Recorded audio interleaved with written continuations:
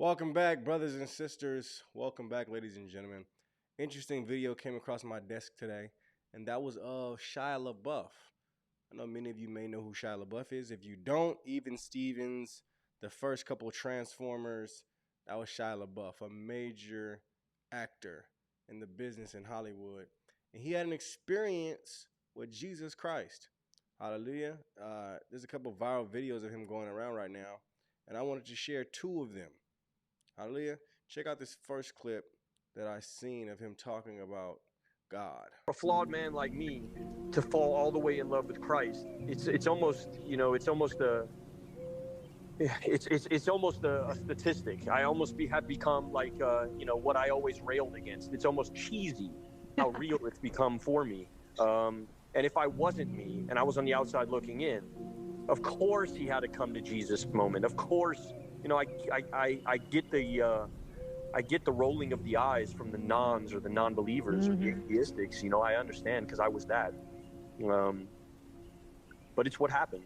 And to deny it is not real. I mean, this saved my life. This isn't just a film for me. This was an opportunity to fall in and have an all-access pass to the gospel and the church and Christ in a way that I've never, though it was available, I had never had the instinct or the compunction to do so. Do you think I've noticed that just when you find God, you feel like you know yourself better.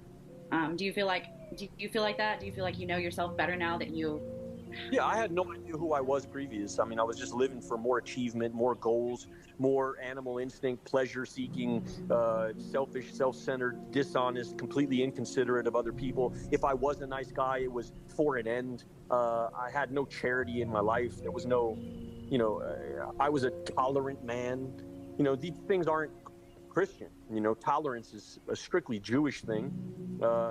Full-blown acceptance is a Christian thing. And when you really ride with that, life is a joy. It's a pleasure. Even the tough stuff feels like a gift. It's like a hack.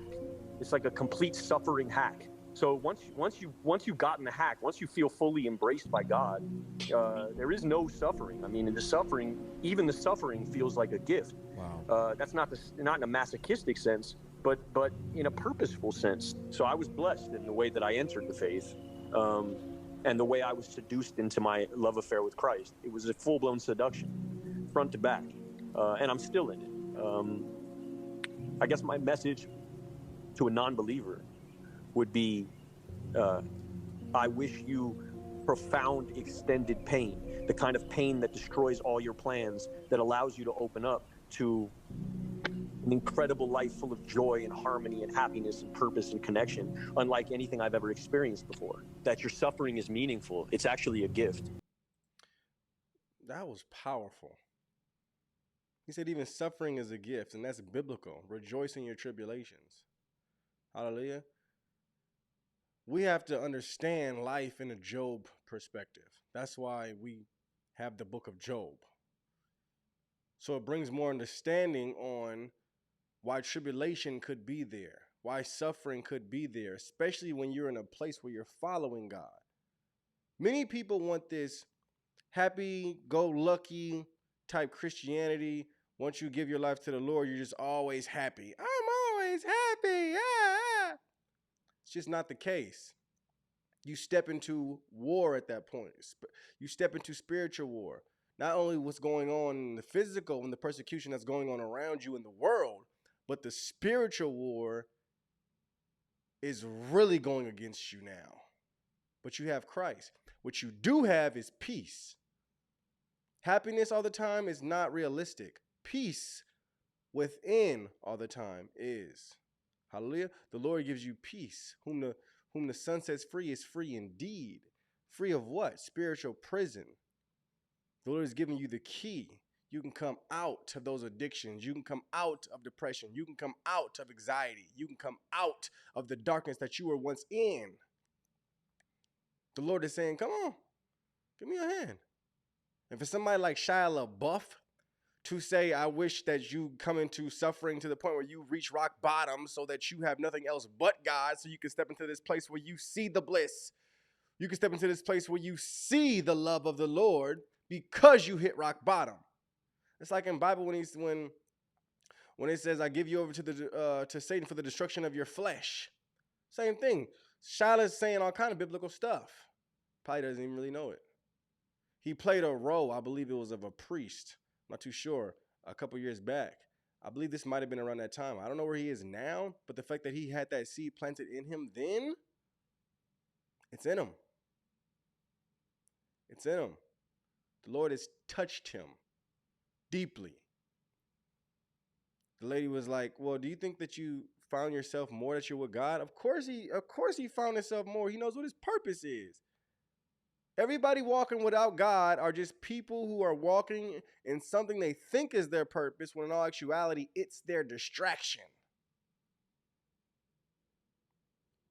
We talking now. we talking now. People out there think that they have goals, but their goals are going to send them to hell. Goals without God is vanity. Sorry, something's in my eye, guys. It's vanity. It's destruction in disguise. It's Satan masquerading around like an angel of light. You think you're in this place where you're reaching everything you want, but you got some of the biggest people who were the richest people who committed suicide. Why is that? Because they reached those goals, they gained everything they wanted, and they realized they still had a void. What do you think happens with a lot of these different superstars and celebrities when they get by themselves in their room, when the cameras aren't on them, when they haven't posted in a while, when people aren't giving them attention? They're going crazy. So they're thinking to themselves, man, why do I still feel like I need something? You got people like the Kardashians wanting to break the internet every time they already broke the internet. Oh, maybe I should wear this dress, or maybe I should wear this, it's a little more scampy. Maybe I should wear this, or maybe I should do this with my hair. Maybe I should do this with my lips. I can start a trend. Foolishness. They've been lost in the distraction of the world and what's been given to them. And many people are following that, which means they're leading many people to damnation. They're leading many people to a place that's without God. I got one more clip I want to show you guys of Shia. To go through certain suffering so that they can be more effective at bringing the good news forward. And we start talking about purpose. And I'm questioning like what my purpose is. Because before this moment, my purpose was just to be a good actor. My purpose was just to be the best actor. That was my whole purpose in life. And James says, you know, what are you good at? And I'm like, I'm good at bleeding in front of people. He's like, what are you talking about? I was like, well, that's what I do. You know, I sort of just throw myself at walls. They film me. People tell me it's good. That's all I know how to do. He's like, okay, so you're good at suffering. How are you going to help other people with that? I was like, I guess I'll make movies and stuff. And he's like, yeah, but what else? We start getting deep off into this conversation and what the arithmetic of purpose is. And James says, you find out what you're good at first. You find out how you can help other people with that. And that is your purpose. So yeah, Shia, speaking about purpose, I want to tell you guys this. Hallelujah. Once you find your creator, you truly will know what your purpose is, because you know who your creator is. So you know how you should be operating as the creator's creation. Okay? The person who made the laptop told us how to work a laptop.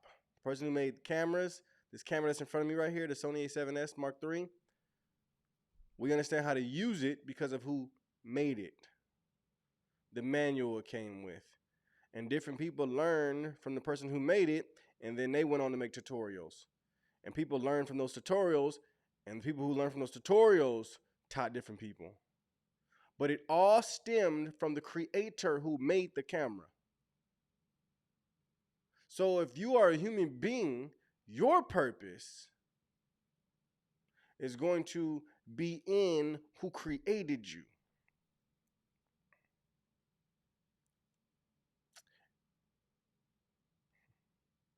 The Lord created you. So in order to find what your purpose is, you need to find the Lord. Hallelujah. I pray whatever's going on with Shia, the Lord continues to touch him like he did when he was making these videos. Hallelujah. Pray for this brother.